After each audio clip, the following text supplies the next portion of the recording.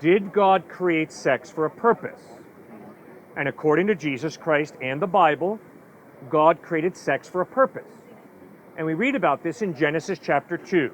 Verse 24, we read, "For this reason a man shall leave his father and mother, be united to his wife, and the two shall become one flesh."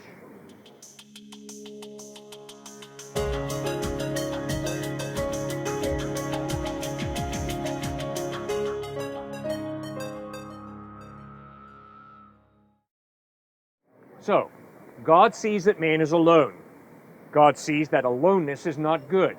And God creates woman to be a suitable helper for man. Man helping woman, woman helping man, within the context of a lifelong commitment, marriage. They enjoy deep companionship. Okay, that's God's ideal. I have twisted that ideal. Through my heterosexual lust, I have violated God's purpose. That is sin. Through my heterosexual lust, I have said, God, I got a better way of doing it.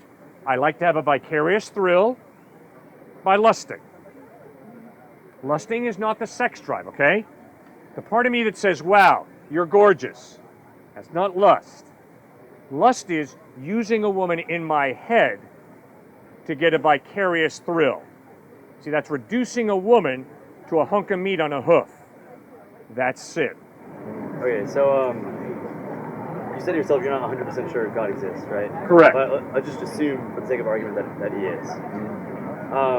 So would you not then, personally, I believe, if you're gay or have sex with someone of the same sex, that's fine. I think it's fine. As long as they're not harming anybody else, then it's okay. Right. Just because, so then, while God may say that, or Jesus may say that, because I created man and woman to then, procreate. I guess that's the end goal, the main goal. That is why. That's part of it. Okay, so that is one part of why being gay is then wrong. Yes, sir. And so, well, then I kind of want to say, well, then I don't want to subscribe to something that believes in that. Because I feel that someone that's born gay then has something very important inherent to them. Yes. Which someone else is just then taken away from them. Good. And that seems a little unfair to me. Okay, good. All right, 1, 2, 3, 4, 5, 6, 7, 8, 9, 10, 11 guys. All right, let's say that we're all heterosexual. Do you think that any of us was born with a heterosexual drive to have sex with just one woman? No. Thank you. Okay, so obviously what I'm arguing is, just because I'm born with a certain drive to have sex with many women does not make it right. And here is the best argument for atheism.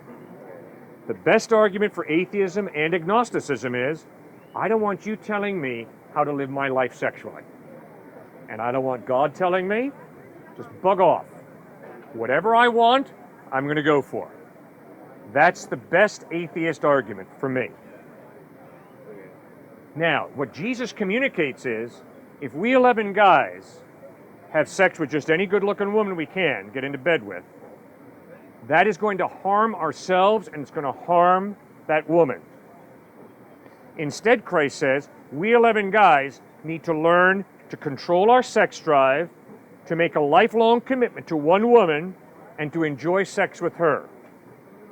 But when we view a woman as a vat for our sperm, that is incredibly degrading, dehumanizing, it's sinful. Maybe I'm missing something, but I kind of, both times you seem to have moved the discussion more to objectification of women. Yes. I don't see how that really answers my question about people being gay, about how that is then wrong. Okay, the point I was trying to make is, in response to you saying, because we're born this way, it's legit, is to say, okay, you 11 guys, just because all of us, myself included, are born with a sex drive to have sex with as many good-looking women as we can, does not make it right. Yeah, I get it. So you're saying just because they're born this way doesn't mean it's correct.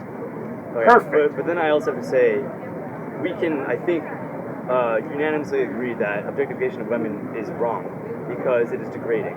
There is an actual reason why it is wrong. But by saying being gay, I haven't heard a reason besides God has told me so that being gay is wrong. A reason, does that make sense? Yes. Okay. The majority of my gay friends are similar to the majority of my heterosexual friends in that they have many partners. Can we agree that having many partners is objectifying a person in a sinful way?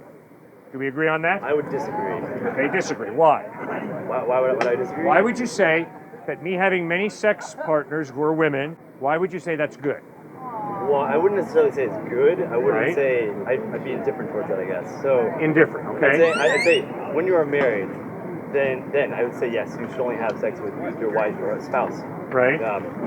But outside of marriage, if you're not married, then and not in a relationship, I should say, then because I believe that sex is more of a for the pleasure and stuff, not for the stuff, not for the I guess ultimately the main goal of procreation and then whatever else you mentioned. Right? I don't remember where I was going with this. It's okay. But before you go on, I want to thank you. All right, thank you. All right? Obviously, we're talking about a very hot topic, but the way you conduct yourself, sir, I find incredibly refreshing. Oh, thank you. And I just wanted to say that before someone comes unglued and starts going after me, okay? Or you. Yeah. Okay, I don't buy into that, okay? We're having a good discussion. We disagree. We respect each other. We listen to each other. Wow. What an honor to meet you and to talk with you. Thank you. Thank you. Yeah, same as you. Okay, thank you, sir. Okay, keep going. Okay, I think it was objectification of women. Yeah. Yes. I was saying that I believe that having multiple partners. Yes. Saying you're not married or in a relationship Right? is okay because, well, first, why do you believe it's wrong? You believe that you should only have sex with one person and that one person that you end up marrying, or I should say you have already married. Okay, good. I believe that Jesus and the Bible make a lot of sense when they talk about sex being a tremendous gift from God, but a very personal gift. It's a gift that's to be treasured. It's a gift that is not to be prostituted, it's not to be degraded by turning it into, well, I banged on her, I banged on him. That's objectifying, which means you're dehumanizing a person and turning him into an object. Okay. Can I ask a question? Yes, please, go. So, I totally understand what you're saying, that, like, oh yeah, I banged that girl, it's just whatever, right? Right. You know, but I mean, I feel, yeah, a lot of people do say, when they talk about having sex with multiple people in that way, yes, that is certainly objectification of women. But outside of that idea, just having sex with multiple people, to have sex with more than one person. Yeah. Because I haven't, but I mean, I'm saying if I were to have sex with multiple people, I would not be like, I wouldn't go brag to my friends about it. I wouldn't go about it in an objectifying way. Does that make sense? Okay. Yeah. So you're saying that it's wrong because it's an objectification. Yeah, that's part of why it's wrong. So do you believe it's inherently objectification, or that just because how people will brag to friends about having sex with multiple people, that's what makes it objectification? Good. Both. Both. Okay. Both. Because you see, I'm not very smart until it comes to rationalizing what I want to do. Then, sir, I'm a stinking genius. And guess what? One of the reasons I feel so comfortable sharing that is, I think you're just like me. You and I are not Albert Einsteins. But when it comes to justifying what we want to do, we are geniuses. We can put up rationalizations that are incredible. What do I mean? I'm speaking at the University of Arizona. Guy raises his hand and says, I date rape and I think it's fine. I say, really? And why do you say date rape is fine? He says, because I have a very high testosterone level that you obviously don't have, Cliff. So that's why I date rape. The dude was serious. And what a joke. What an absolute farce. I think date rape is right because I have a very high testosterone level. You've got to be kidding me. See, there's something called self-control, where you take your very high testosterone level And you say, you know something? I don't have to date rape. I can respect a woman and treat her respectfully. We live in a great culture, right? Until you begin to understand how many men have raped how many women. Until you begin to look at the statistics on date rape on university campuses in the United States. All of a sudden, it gets just a little embarrassing, doesn't it? That so many guys have chosen to date rape. That is disgusting. It is sinful. That's why we all need Christ. Okay, I'll try and wrap this up because I imagine plenty of other people have questions. No, I like you, sir. You're very thoughtful. I appreciate it. You end up saying that having sex with multiple people is wrong in that it is, in many cases, objectifies women. Right. And you also said that it is inherently wrong. Yes. The act of doing it in the first place is wrong. Correct. So then, I'm going to try and organize my thoughts. With that being said, it being inherently wrong, what about... So yeah, that as an argument to say that having sex or liking someone of the same sex, that doesn't seem to be an argument for... that saying that having sex with multiple people is inherently wrong doesn't seem to be an argument, at least to me, to proving why being gay is also wrong. Besides just being able to say that it's inherently wrong, which is my main question. I don't see what it is inherently wrong about it. Okay. Now this is where I was really misquoted and misunderstood from yesterday. Okay? I got that. Right. Obviously, me standing out here and saying having sex with as many women or as many men as you can have is wrong is because I'm convinced that there's a purpose to our sexuality. Yes. Obviously, the only way there can be a purpose to our sexuality is if we were created. If we just came about by accident, if there is no God, no intelligent mind who creates us for a purpose, then obviously, right and wrong are simply perspectives. Okay. A taste. Do you like broccoli or spinach? It's a taste. All right, so just to clarify, would you say that, assuming religion didn't exist, or in a world that religion wasn't a thing, or Christianity didn't exist, would you believe then that being gay was correct, was okay, is okay? Great point. If there is no God, and if it is true that morality is relative, it doesn't matter whether you have sex with 1,000 women or 1,000 men, or one woman or one man, or your golden retriever. I got you, yeah. Okay, and this is why I've been misquoted. Guys just went off the rails, not listening to me. I'm not saying having sex with your dog is the same as being homosexual. I'm not saying having sex with your dog is the same as being heterosexual. It's not the point. The point is, which you are going, which is, if there is no God, and if morality is therefore relative, then you better understand that it really doesn't matter whether your taste is for many men, many women, or your dog, or a vibrator. It's all just your taste. Nothing's right, nothing's wrong. Now let me push it to another area. If there is no God, and I choose to have a racist attitude towards him, that's my taste. Nothing wrong with it. If I choose to respect him, nothing absolutely right about that. It's my taste. See, that's what moral relativism teaches. Now, guess why I am convinced that atheism is false? One main reason is because all of my moral relativist friends cannot live out their moral relativism. All of them, including you, I'm sure, haul back at times and say, you should not have treated me that way. You ought not to have spoken to me that way. And when you use the word should and ought, you're appealing to a standard, not to God. You're appealing to a standard, though, outside of us. That's more than cultural. That's a real value. The only way that standard can be a real value is if there is some type of God to create it. If it's culture that defines it, then everything's culturally relative. See, so that's one of when I doubt, and I doubt, that is often what I go back to. the incredible awareness that all human beings have, every atheist, every agnostic, every Hindu, Buddhist, Christian, Jew, we all have this innate understanding that certain things are right and other things are wrong. You can't escape it. Does that make sense? Could you repeat that last part just one more time? All right, let me give you an example. Hopefully this will make sense. All right. Atheist man, atheist woman, married. They both are moral relativists. Here's the problem. At some point in that marriage, one is going to look into the face of the other and say, you should not have done that to me. Not, well, from my perspective it was wrong, but I understand that from your perspective it's right. No.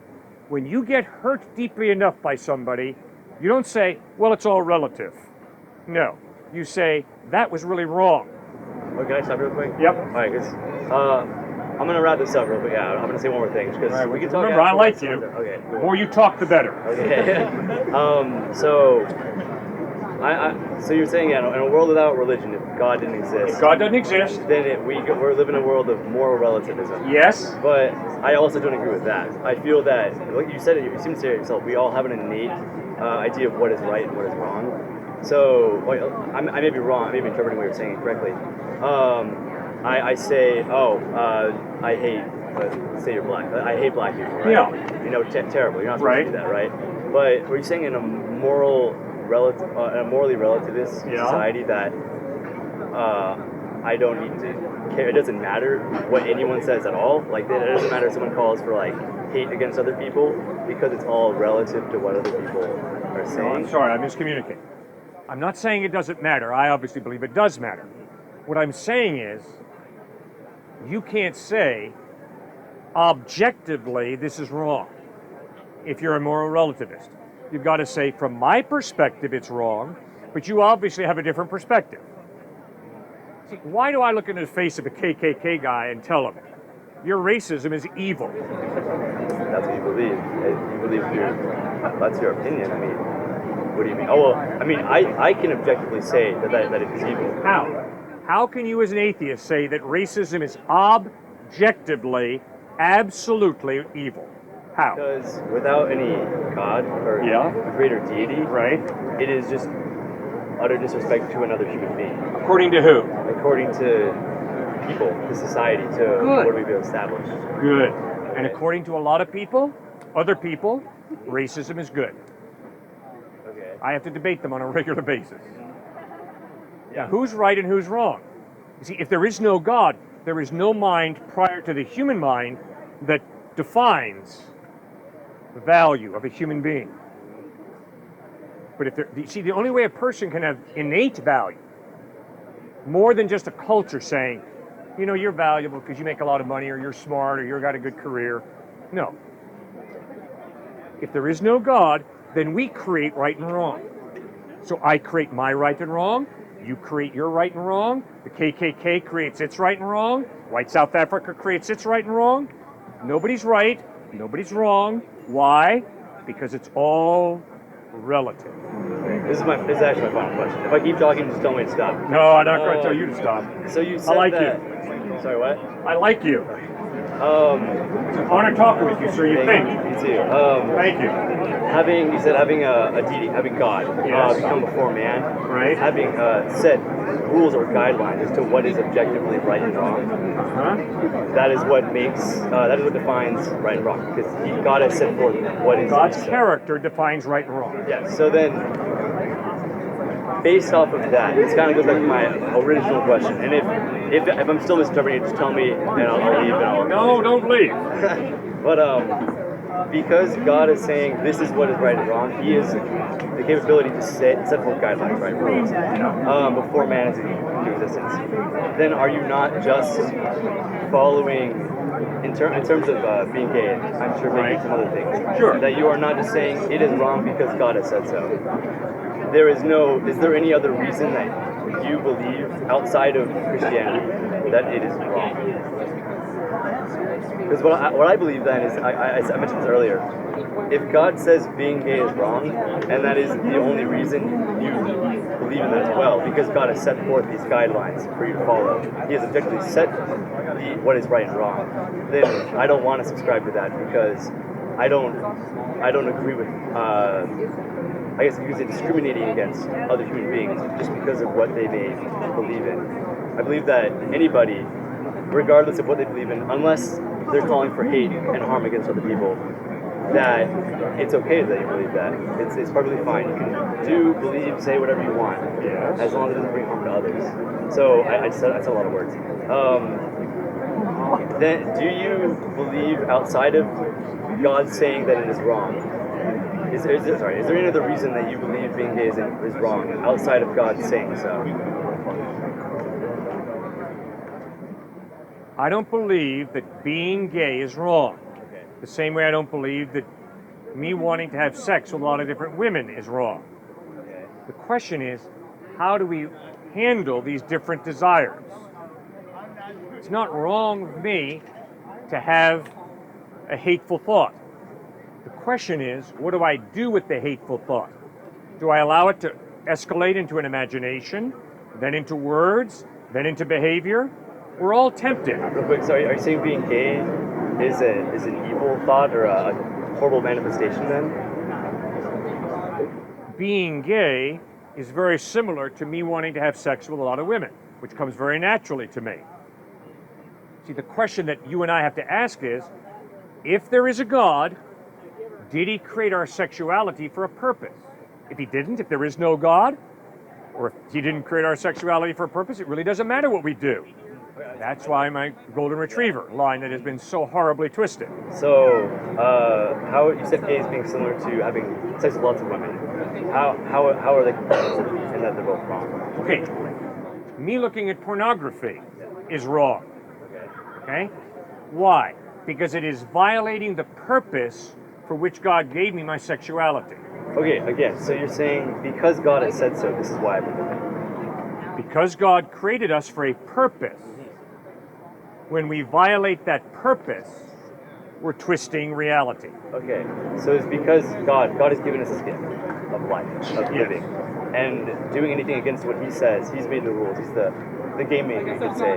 Because if we violate His rules, then that is unfair to Him. It's not okay, just because He's the rule maker, I guess. Okay, good.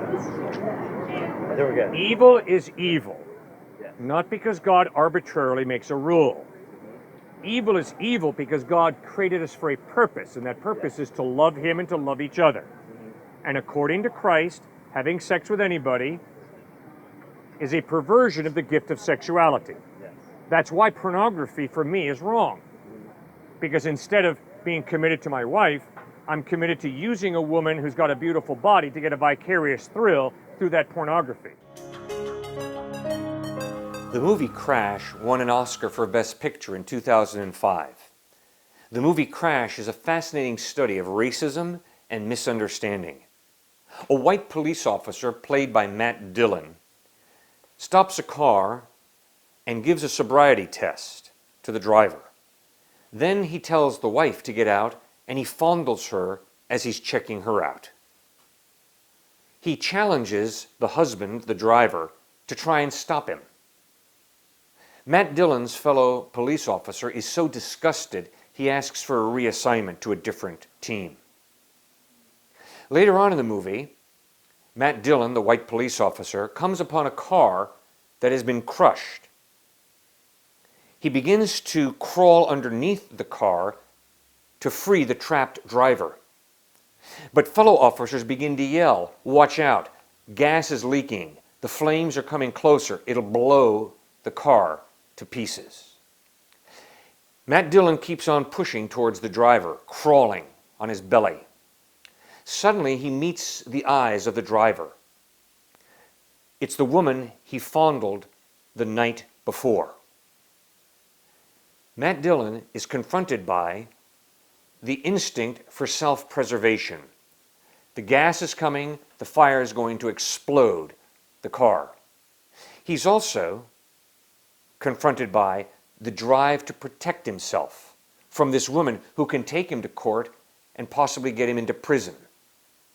In spite of those two powerful drives to protect his life and to wipe out any evidence that he's done wrong that could lead to prison, Matt Dillon frees the woman, pulls her out from underneath the crushed car, and the car explodes in flames. Evolution cannot explain why an ought, a moral imperative, would out-trump the drive to preserve your life. And yet that's exactly what happens, often, in human relationships. We as human beings are hardwired in such a way that we know what is right, we know what is compassionate, we know what is loving. And we can choose to do that, even though it leads to sacrificing our lives in the process. It is impossible for evolution to explain why a moral ought would outweigh, would win over this powerful instinct of self-preservation. But Jesus Christ and the Bible insist we are created by a good, just, loving God. And when He created us, He hardwired us with a conscience and the ability to love, which means the ability to freely choose to work for the well-being of another person. And that is exactly the type of love that's at the heart of God, Jesus revealed. God is all-powerful. He created you and me to live in a love relationship with Himself. But we have all turned our backs on Him and gone our own way. But instead of washing His hands of us like a Pontius Pilate, He becomes man in Jesus Christ, gets involved, dies on a cross to reconcile us to Himself, to save us, to give us hope, to give us a future in heaven. That is real love. And when you and I put our faith in Christ, He forgives us, He gives us eternal life, and then He wants to put His Holy Spirit in us to free us so that we can live lives of doing what is right instead of what is expedient, doing what is just instead of what is doing most comfortable for ourselves. And that is the most exciting, the most fulfilling, the most adventurous life possible. Have you put your faith in Christ? Have you trusted in Him? You can make that decision right now, simply but profoundly. Ask Him for forgiveness, trust in Him, and commit your life to Him. God bless you as you make that most important decision. I'm one of the pastors of Grace Community Church. We meet every Sunday morning at 9:30 at Grace Farms, located at 365 Luke's Wood Road in New Canaan, Connecticut. If you're interested in watching more of these discussions that we have with university students, you can find them at Give Me an Answer on YouTube or Ask Cliffe on YouTube. Thanks for joining us for these few minutes. Have a great day.